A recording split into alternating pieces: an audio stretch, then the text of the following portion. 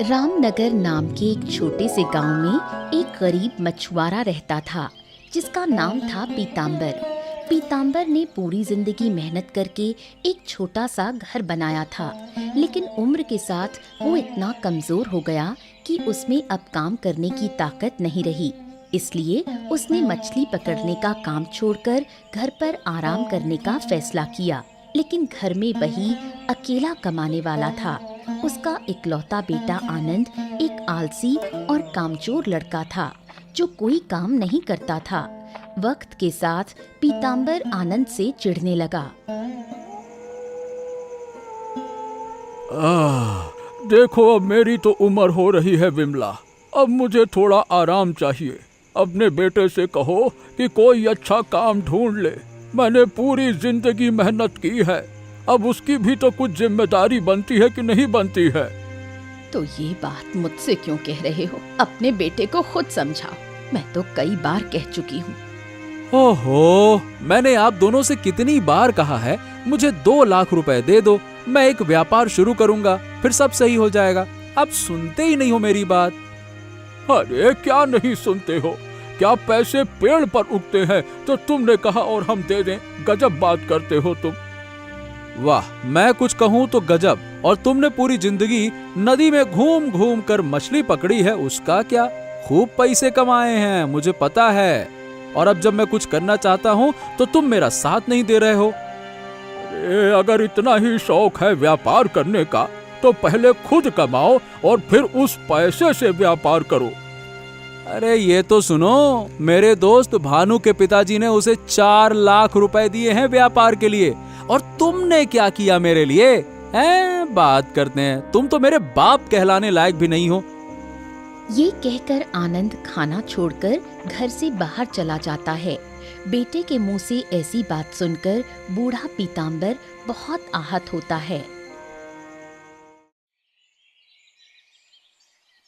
आनंद के घर के पास ही मुरली नाम का एक आदमी रहता था। पेशे से वो एक मुर्गी पालक था, लेकिन उसका एक गुप्त धंधा भी था। वो चुपचाप नशे की चीजों की तस्करी करता था, लेकिन गांव में किसी को इसकी भनक भी नहीं थी। मादक पदार्थों की तस्करी करके उसने खूब पैसा कमा लिया था और सबको यही कहता फिरता था कि उसने मुर्गी पालन से ही इतना पैसा कमाया है। लेकिन उसकी पत्नी शारदा को उसका ये काम बिल्कुल पसंद नहीं था।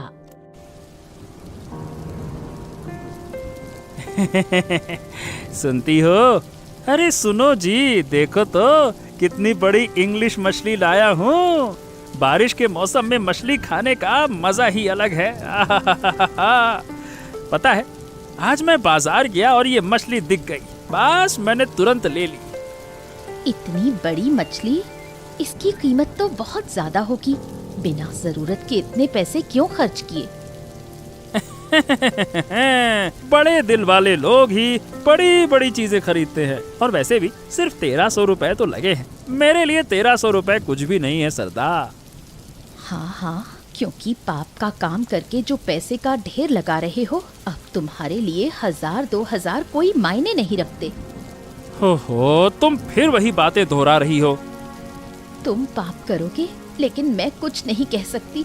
ये कौन सा नियम है? अरे आज इस पाप के काम की वजह से ही हम अच्छे से खाना खा पा रहे हैं, आराम से जी रहे हैं। समझ में नहीं आता क्या तुमको? पाप का पैसा कभी स्थायी सुख नहीं देता। जिस दिन ये बात समझोगे उस दिन मुझे याद करोगे। अब देखो, मैं तो बहुत खुश होकर मछली लेकर आया था। सोचा था कि साथ में बैठकर खाना खाएंगे, लेकिन मुझे तो अब लगता है इस घर में ही रहना मुश्किल हो गया है। जा रहा हूँ मैं। मुरली वो मछली वहीं छोड़कर बारिश में भीगते हुए फिर से घर से निकल जाता है। कई बार कहने पर भी जब पीताम्बर ने पैसे नहीं दिए तो आनंद ने आखिरकार निराश होकर खुद ही घर की जिम्मेदारी उठाने के लिए मछुआरे का काम शुरू करने का फैसला किया। लेकिन नदी में मछली पकड़ने के लिए दूसरों की नाव किराए पर लेनी पड़ती थी और उसमें काफी पैसा लगता था। इसलिए उसने सोचा कि क्यों ना खुद की एक नाव खरीद ले। नाव खरीदने के लिए अगले दिन उसे कुछ पैसों की जरूरत थी उसे पता था कि गांव के सुनार किशनलाल बिना ब्याज के लोगों को उधार देते हैं, इसलिए वो किशनलाल से पैसे उधार लेने के लिए सोचता है। प्रणाम बाबूजी, प्रणाम। क्या आप मुझे पहचान पाए? तुम कौन हो? ठीक से पहचान नहीं पा रहा हूँ, लेकिन ऐसा लग रहा है कि कहीं तो तुम्हें देखा है। कौन हो तुम? मैं पीताम्बर जी का बेटा हूँ, आनंद, वही मछुआरा पीताम्बर। हाँ, तभी तो लग रहा था कि कहीं देखा है। अरे हाँ, तब तुम बहुत छोटे थे। भाई कितने बड़े हो गए हो, कैसे पहचानूंगा एक बार में।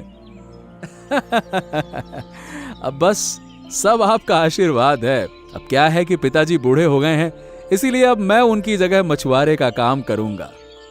अरे वाह वाह वाह, चलो बहुत अच्छा सोचा तुमने। तो और बताओ, आज अचानक हमारे घर पे कैसे आना हुआ?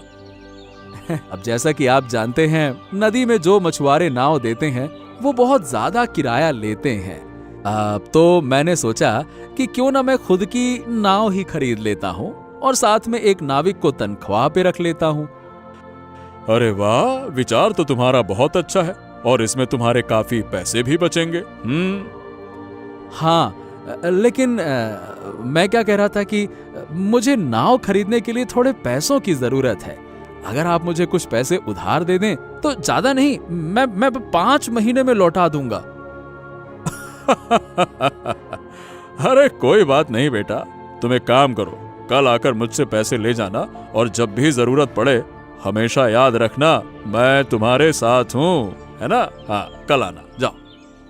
किशनलाल के इस आत्मीय व्यवहार से आनंद बहुत खुश हुआ और धन्यवाद देकर वहां से चला गया।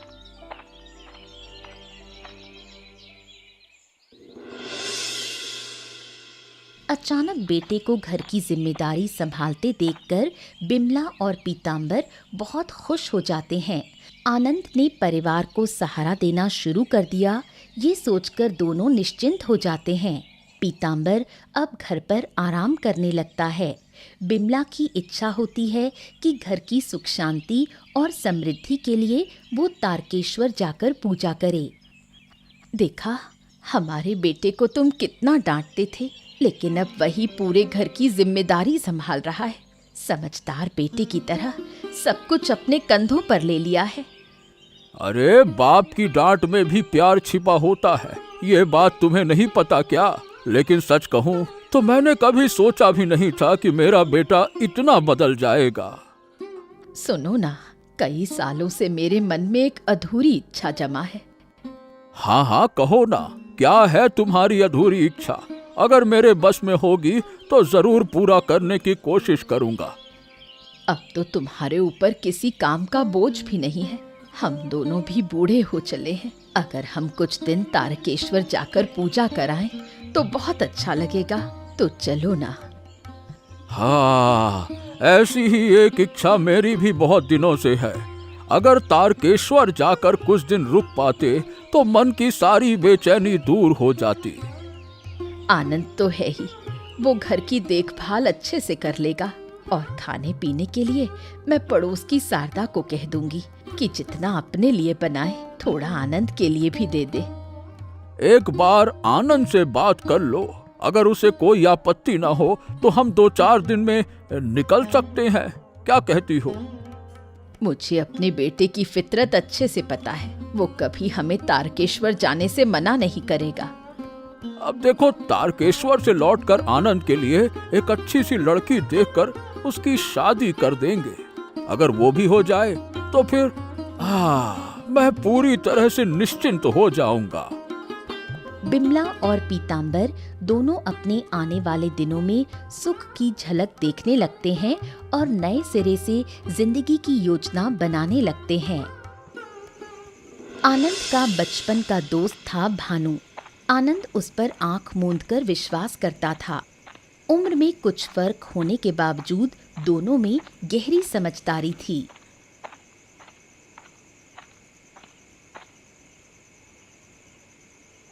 अरे क्या बात है, क्या बात है? सुना है कि अब तू मछुआरा बन गया है। कभी कभी ज्यादा पैसा दिमाग भी घुमा देता है क्या? अरे क्या रे, मजाक उड़ा रहा है क्या? एक दिन मेरा भी वक्त आएगा, देखना तू। अरे वक्त तो आकर रुक भी गया लगता है। बड़ा तो कहता था एक दिन बिजनेस करूंगा, खूब पैसा कमाऊंगा। क्या हुआ भाई, बिजनेसमैन, मछुआरे मैन बन गए क्या? अरे बिजनेस के लिए पैसे ढूंढते ढूंढते पागल हो गया हूं। अब आखिर में कोई रास्ता ना देखकर कुछ ना कुछ तो काम शुरू करना पड़ेगा ना, तो बस कर दिया शुरू। हाँ, बड़े बड़े सपने देखना सीख। ये छोटी मोटी मछली बेचकर तू क्या ही कमा लेगा? क्या तू चाहता है कि तेरे बच्चे भी तेरी तरह गरीबी में पले बढ़े हैं? बिल्कुल नहीं, ऐसा जीवन किसे पसंद है। लेकिन मैं हार मानने वालों में से नहीं हूं। जब ठान लिया है कि बिजनेस करूंगा तो करके ही रहूंगा, देखना तू। अरे इतनी बातें मत बना। सुन, पड़ोस वाले मुरली दादा से मिल, देखा है ना उन्हें, थोड़े दिनों में पैसों का पहाड़ बना दिया। वही तेरा कुछ करवा सकते हैं, जाके मिल उनसे, बात कर। भानु की बात सुनकर आनंद मुरली से मिलकर व्यापार की बात करने की सोचता है। कुछ महीने बीत जाते हैं। पीतांबर और बिमला तारकेश्वर से पूजा करके लौटते हैं। वो अपनी जिंदगी में बेहद खुश थे।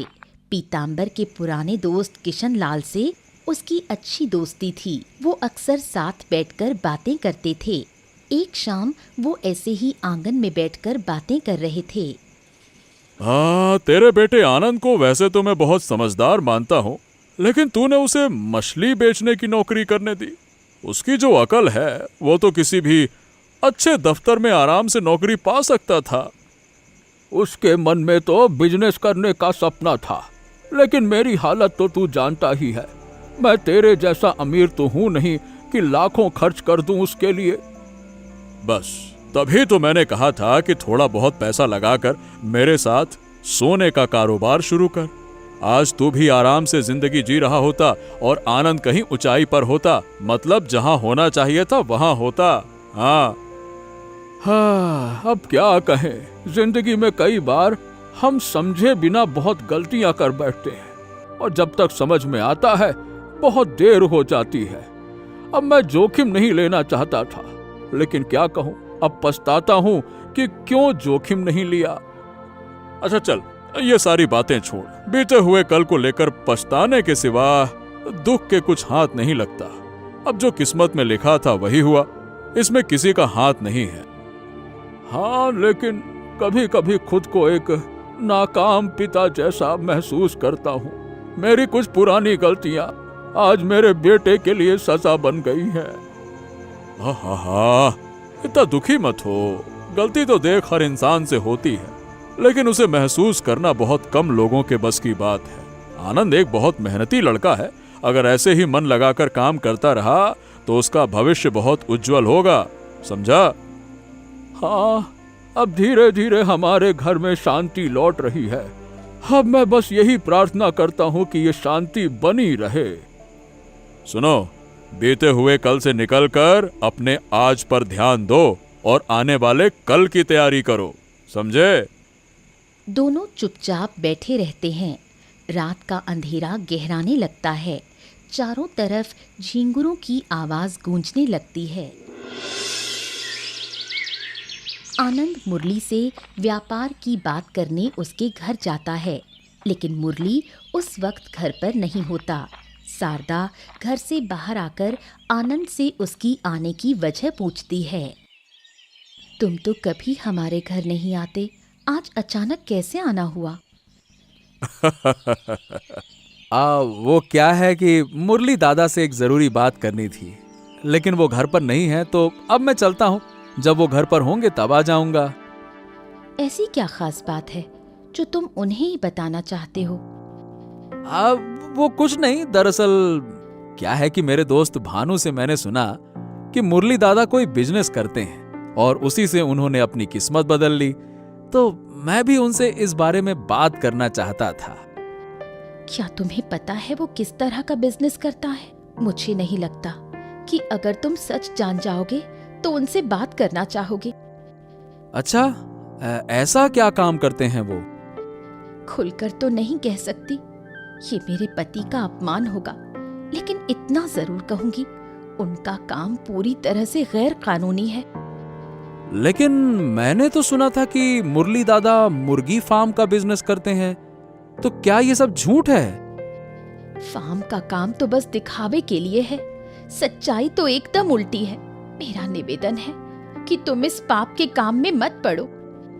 ओ, मतलब ये जो बड़ा घर, ढेर सारा पैसा, एकदम अमीरों वाली जिंदगी, ये सब गैर कानूनी कामों से कमाया हुआ है। सुनने में बुरा लगेगा, पर यही सच है।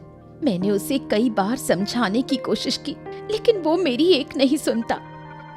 ओ, व्यापार चाहे जैसा हो, वैध या अवैध, मेरा मकसद है ढेर सारा पैसा कमाना। अब चाहे जो भी हो, मैं तो मुरली दादा से मिलकर ही रहूंगा।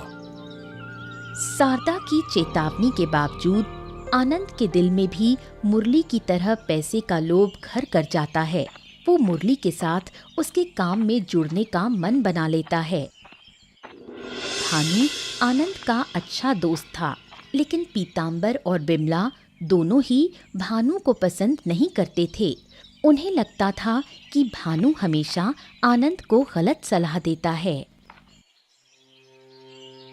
सुबह सुबह फिर से हमारे घर के सामने क्या कर रहा है तू?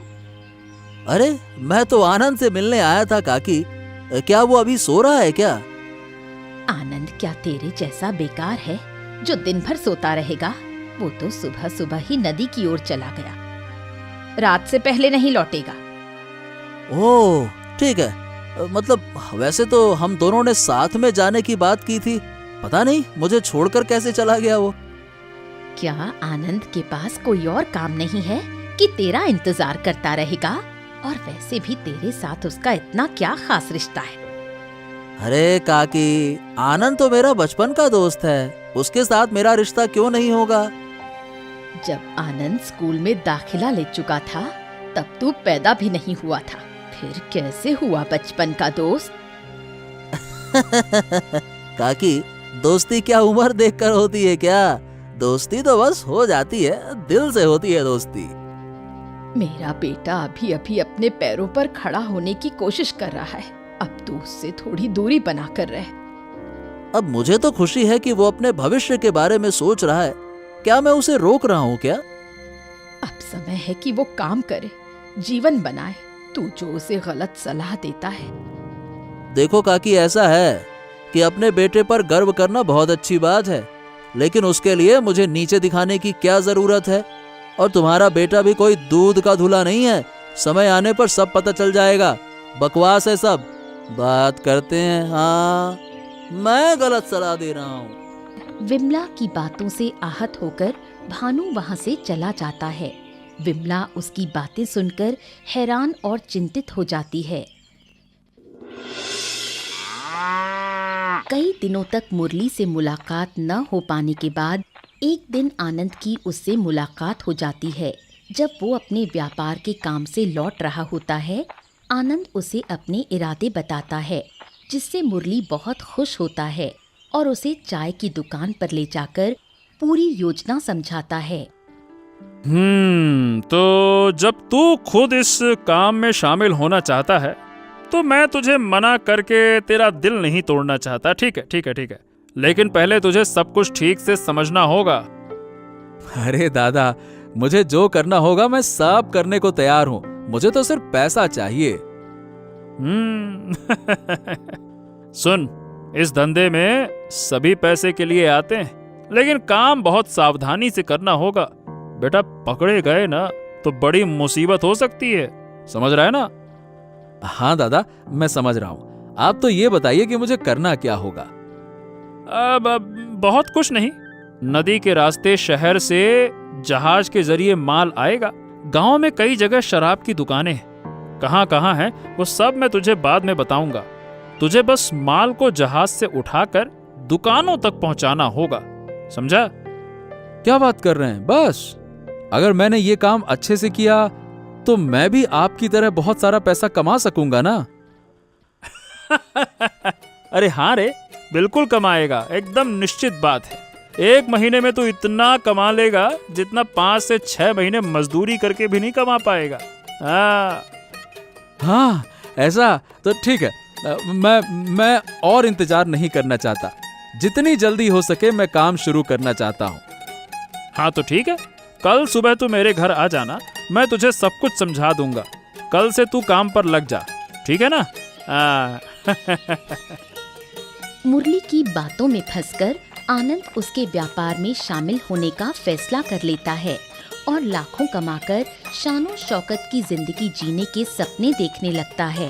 पर उसे इस धंधे की खतरनाक सच्चाई का कोई अंदाजा नहीं था।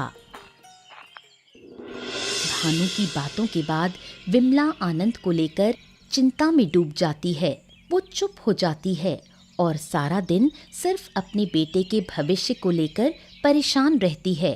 पीतांबर ये बात महसूस करता है। हाँ, क्या बात है बिमला, इतनी रात को तुम जाग रही हो, सोई क्यों नहीं? नींद नहीं आ रही, तुम सो जाओ, चिंता मत करो। मैं देख रहा हूँ कि तुम कई दिनों से चुप चुप सी रहती हो। जरूर कोई बात है जो तुम्हें परेशान कर रही है। क्या हुआ, सच सच बताओ ना। आनंद की सोच रही थी। आजकल उसके भविष्य को लेकर बहुत चिंता होती है, कहीं वो फिर से किसी बुरी संगत में ना पड़ जाए। अरे बेवजह क्यों परेशान हो रही हो? हमारा बेटा अब पहले जैसा नहीं है। एक दिन वो हमारे सपने जरूर पूरे करेगा। अब चिंता छोड़ो। हाँ, चलो सो जाओ, बहुत रात हो गई है। मैं भी यही चाहती हूँ कि मेरा बेटा अपनी मेहनत से कुछ बनकर दिखाए, लेकिन माँ का दिल है, हमेशा एक डर लगा रहता है। पीतांबर निश्चिंत होकर सो जाता है, लेकिन बिमला की चिंता दूर नहीं होती। उसे जैसे किसी आने वाले संकट की आहट महसूस होती है, लेकिन वो किसी से कुछ कह नहीं पाती। आनंद मुरली के साथ मिलकर नशे का सामान अलग अलग दुकानों में सप्लाई करने लगा। इस काम से कुछ ही दिनों में उसके पास बहुत पैसे आने लगे। जितना पैसा बढ़ता गया, आनंद का लालच भी उतना ही बढ़ता गया। बहुत जल्दी उसके पास इतना पैसा हो गया कि उसने एक नई कार खरीद ली। एक दिन वो किशन लाल का उधार चुकाने के लिए उसके घर गया। आनंद के महंगे कपड़े और गाड़ी देखकर किशन लाल चौंक गया।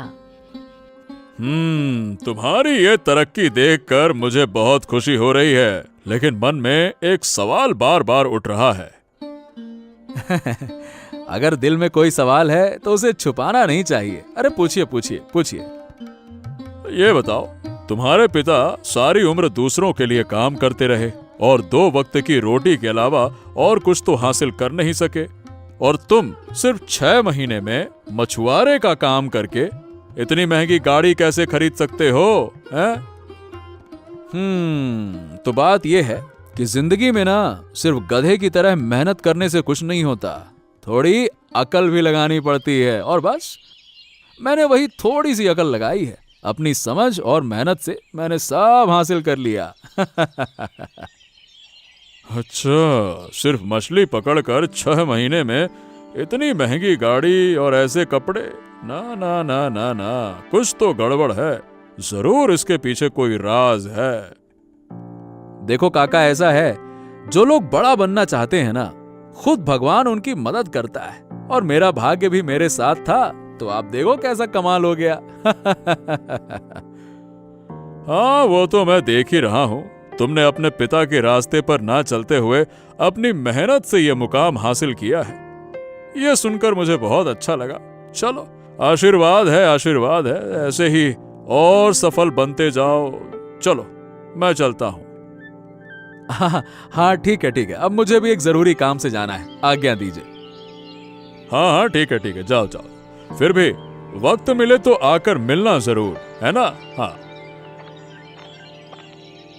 आनंद का बर्ताव और बातें बिल्कुल सामान्य नहीं है। ये अचानक से इतनी तरक्की कर कैसे गया, इसका पता तो मुझे लगाना ही होगा। आनंद मुरली के साथ मिलकर उसके लिए काम कर रहा है। ये बात शारदा के कानों तक पहुंच जाती है।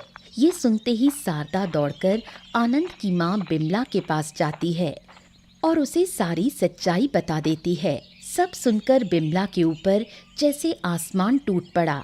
उसे यकीन ही नहीं होता कि उसका प्यारा बेटा, जिस पर वो इतना विश्वास करती थी, इतने घिनौने और गैर कानूनी कामों में शामिल हो सकता है। कई दिनों से मन बहुत बेचैन था। आनंद के भविष्य को लेकर चिंता लगी रहती थी। आज मेरे सारे शक सच हो गए। जिस बेटे पर मैंने आंख मूंद कर भरोसा किया, वही आज हमारी उम्मीदों पर पानी फेर रहा है। मैं आपको दुख देना नहीं चाहती थी, लेकिन मैं नहीं चाहती थी कि आनंद भी मेरे पति की तरह एक स्वार्थी और लालची इंसान बन जाए। अगर आनंद के पिता को ये सब पता चल गया तो वो इस सदमे से मर ही जाएंगे। आनंद ने कैसे हमारी सारी आशाओं को रौंद डाला। किसी तरह उसे समझाइए और इस गलत रास्ते से हटाइए, नहीं तो भविष्य में उसके लिए बहुत बड़ी मुसीबत खड़ी हो जाएगी। वो मेरी बात कभी नहीं सुनता। मैं जितना भी समझाऊं कोई असर नहीं होता। पैसे के लिए उसने अपनी इंसानियत ही बेच दी है। आज मैं खुद को एक माँ के रूप में नाकाम मान रही हूँ। अगर बच्चे को सही समय पर सही शिक्षा न दी जाए तो उसका अंजाम ऐसा ही होता है। अब मैं क्या करूं? उसे इस पाप के रास्ते से कैसे वापस लाऊं? मैं उसके पिता को भी कुछ नहीं बता सकती। नई कार, नए कपड़े, ये सब देखकर भी आपको एक बार भी शक नहीं हुआ? उस पर मुझे खुद से ज्यादा भरोसा था। जिंदगी में हम जिन पर सबसे ज्यादा भरोसा करते हैं, वही हमें सबसे बड़ा धोखा देते हैं, चाहे वो अपने ही बच्चे क्यों ना हो। अपने इकलौते बेटे की गलत हरकतें जानकर विमला पूरी तरह टूट जाती है। उसे समझ नहीं आता कि वो अपने बेटे को इस रास्ते से कैसे वापस लाए। पीतांबर को बहुत खुशी थी कि उसका बेटा अच्छी कमाई कर रहा है। वो आनंद की तरक्की को उसकी समझदारी मानता था, लेकिन उसे इस काली सच्चाई का कोई अंदाज़ा नहीं था। एक दिन जब वो बाजार में भानु से मिलता है, तब उसे सारी सच्चाई पता चलती है। अरे क्या बात है, बाजार करने आए हैं काका? आइए आइए आइए। अब बाजार में गाना गाने तो नहीं आया, सामान लेने ही आया हूँ ना। आप भी क्या मजाक करते हैं काका। मुझे ऐसा लगता है कि आपको बढ़िया और अच्छी मछली खरीदनी है। आजकल तो बड़े अच्छे दिन चल रहे हैं आप लोगों के। हाँ हाँ हाँ हाँ, अब सब बेटे की कमाई से है। नई गाड़ी ले ली, घर भी बनवाया, खाने पीने में कोई कमी नहीं रही। अच्छा लग रहा है सुनकर। लेकिन ये तो बताइए, ये सब कमाई गलत रास्ते से हो रही है तो क्या वो खाना अच्छे से हजम होता है?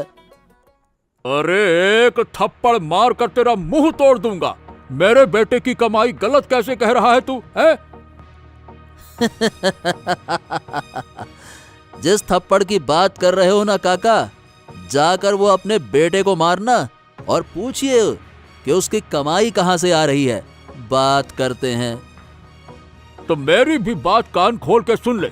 मेरा बेटा भी मेरी तरह जाल डालकर मछली पकड़ता है, मेहनत करता है, वही बेचकर कमाई करता है, समझा? हाँ हाँ बिल्कुल सही कहा। जाल जरूर डालता है, लेकिन मछली के लिए नहीं, मादक पदार्थ लाने के लिए। ये क्या बात कर रहा है तू? झूठ बोल रहा है तू। मुझे मेरे बेटे पर पूरा भरोसा है। वो ऐसा कभी नहीं कर सकता। अच्छा, तो फिर एक बार सोचिए, क्या सिर्फ मछली बेचकर कोई 6 महीने में लाखों की गाड़ी खरीद सकता है क्या? बोलिए बोलिए। हो गई ना बोलती बंद। जाइए अब। भानु की बातें सुनकर भले ही पीतांबर ने गुस्से में जवाब दिया, लेकिन उसके दिल में शक और दर्द गहराने लगा। वो अकेले खड़ा रह गया और उसकी आंखों से आंसू बहने लगे। भानु से सारी सच्चाई जानने के बाद जहाँ पीताम्बर रोते रोते बेहोश हो गया, वहीं उसका बेटा आनंद उसी रात मुरली के साथ एक जहाज भरकर नशीले पदार्थ लेकर शहर से गांव की ओर आ रहा था। लेकिन उन्हें पता नहीं था कि किशनलाल कई दिनों से उन्हें गुप्त रूप से नज़र में रखे हुए था। जैसे ही उनका जहाज घाट पर पहुंचा, किशनलाल और उसके कुछ आदमी मिलकर मुरली और आनंद के जहाज को घेर लेते हैं। मुरली और आनंद भागने की कोशिश करते हैं, लेकिन लोग मिलकर उन्हें पकड़ लेते हैं। एक कहावत है, चोर के 10 दिन, गृहस्थ के 1 दिन। क्या सोच रखा था? गैर कानूनी धंधा करके पैसों की ये गाड़ी खरीद लोगे, कपड़े अच्छे पहनोगे, बड़ा बड़ा घर बनवा लोगे तो कोई जान नहीं पाएगा, है ना? सबको इतना मूर्ख समझा है क्या अपनी तरह? इस सब का मास्टरमाइंड मुरली है, वही सब कुछ मैनेज करता है। मैं तो बस कुछ पैसों के लिए उसका काम करता था। अरे तुम तो अपना मुंह बंद करो आनंद। मुझे तुम पर सबसे ज्यादा भरोसा था। सिर्फ मुझे ही नहीं, मेरी माँ को भी, तुम्हारे माता पिता को भी। लेकिन तुमने सब कुछ मिट्टी में मिला दिया। बाबूजी, मैं सच बता रहा हूँ। कब से ये धंधा कर रहा हूँ, किससे किससे संबंध है, सब कबूल कर लूँगा। बस मुझे पुलिस के हवाले मत कीजिए। कबूलनामा तो देना ही होगा, लेकिन मेरे सामने नहीं, पुलिस के सामने। मैं अभी तुम्हें जेल भिजवाने का इंतजाम करता हूँ, वही तुम्हारी असली जगह है। नहीं, कृपया करके हमको पुलिस के हवाले मत कीजिए। मैं वादा करता हूँ कि सारे गुनाह छोड़ दूंगा। फिर से पहले जैसा मछुआरा बनकर काम करूंगा। अगर माँ बाप को पता चला तो वो बेचारे मर जाएंगे, उनका तो सोचिए। तुम्हारे माँ बाप को अब सब कुछ पता चल चुका है। उन्होंने साफ साफ कह दिया है, तुम्हारे जैसे बेटे का तो वो मुंह देखना भी नहीं चाहते हैं। पकड़े जाने के बाद आनंद को अपनी गलती का एहसास होता है, लेकिन अब उसके पास समय नहीं बचा था। तुरंत पुलिस को सूचना दी जाती है। आनंद और मुरली दोनों को पुलिस गिरफ्तार कर लेती है। शहर से लाया गया सारा नशीला माल पुलिस की हिरासत में ले लिया जाता है। पुलिस अपनी हिरासत में ले लेती है। पुलिस से मार पड़ते ही मुरली सब कुछ उगल देता है। राजी होकर गवाही देने की वजह से मुरली को सिर्फ 2 साल की सज़ा मिलती है। लेकिन आनंद को नशीले पदार्थों की तस्करी, अवैध रूप से गाड़ियां खरीदने और ऐशो आराम की ज़िंदगी जीने जैसे कई आरोपों में 5 साल की सज़ा और जुर्माना लगाया जाता है। बेटे की ऐसी दर्दनाक हालत देख लाचार पीताम्बर बेचैन हो उठता है और एक दिन बेटे के शोक में वो नींद में ही दुनिया छोड़ देता है।